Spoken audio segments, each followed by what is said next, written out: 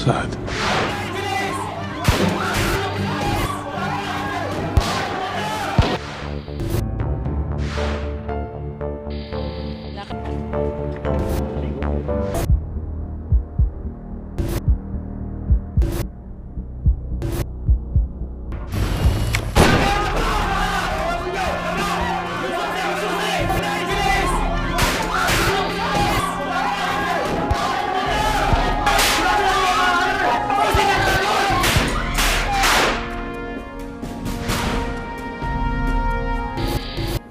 May 16, 2008, pinatay ang mga empleyado ng Rizal Commercial Banking Corporation sa Science Park, Cabuyao, Laguna.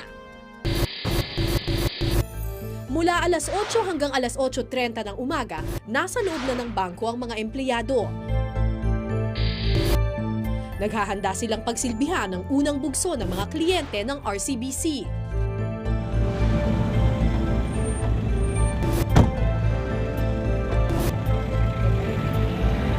Sa record ng gwardiya. Boss, may appointment kami sa bank manager. Ito na ang huling nakitang nakatala sa logbook ng security guard na si Baltasar Aguilando. Walang gagalaw! Lahat kayo tama! Tama!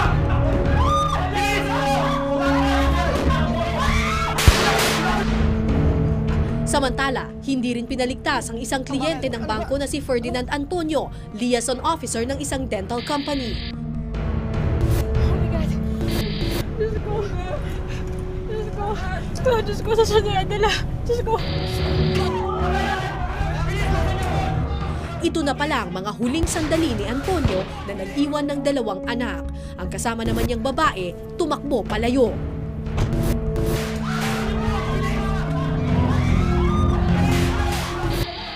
Tinangay ng mga salari ng mahigit 9 milyong piso.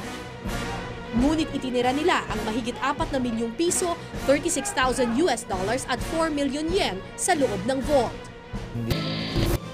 Agad tumakas ang mga magnanakaw. Sa estima ng mga pulis, 20 minuto lang isinagawa ang pagnanakaw. So that was a very busy peak hour kung sabihin natin. Kung kami may Bandang alas 9 ng umaga nang matagpuan ang bangkay ng mga biktima. nung nagpunta dito yung mga kliyente, Unang tumambad sa pulisya ang mga labi ng bank manager na si Roberto Castro. Nasa pagitan naman ng swing door area ang kliyente na si Ferdinand Antonio. Nakadapa naman ang 3 magkakatabi na sina Juan Leyva, ang janitor messenger, new accounts manager na si Olga Gonzalez at si Maria Teresa Umayam na isang teller. Malapit sa kanila ang junior teller na si Benjamin Nicdao. Siya ang may-ari ng sasakyang ginawang getaway vehicle. Nasa vault naman ang mga labi ni Noel Miranda, ang operations assistant, at ang cashier na si Bernardo Lapaan Jr. Ang security guard na si Baltasar Aguilando nasa loob ng generator room na matatagpuan sa labas ng bangko. Dead on the spot ang 9 na biktima. Ngunit may pag-asang naaaninag nang makitang nag-aagaw buhay pa ang area manager na si Isagani Pastor, kaya agad siyang isinugod sa ospital. Kasi ganun, sobra naman yung pagpatay nila eh.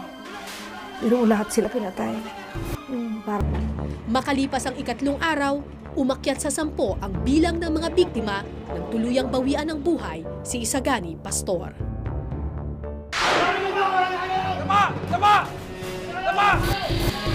Bilis! Huwag kang lilingon! Huwag kang lilingon! Bilis!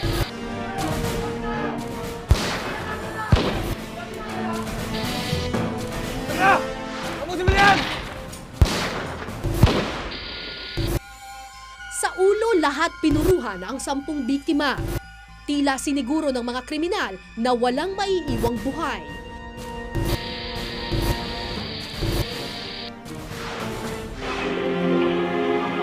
Dahil sa malagim na pangyayari noong May 16 ng nakaraang taon, itinatag agad ang Task Force RCBC. Binatay lang. Maaaring napag-aralan na rin ng mabuti ng mga salarin kung paano nanakawan ng bangko. Bakit po number 1 angle? Number 1 na magbigay ng tip sa lahat ng nangyayari sa loob ng bangko. Alam nila kung ilang bulto ng pera ang dumarating. Tama! Tama! Posible rin daw na nasa 20 salarin ang nanloob sa bangko. modus operandi talaga naman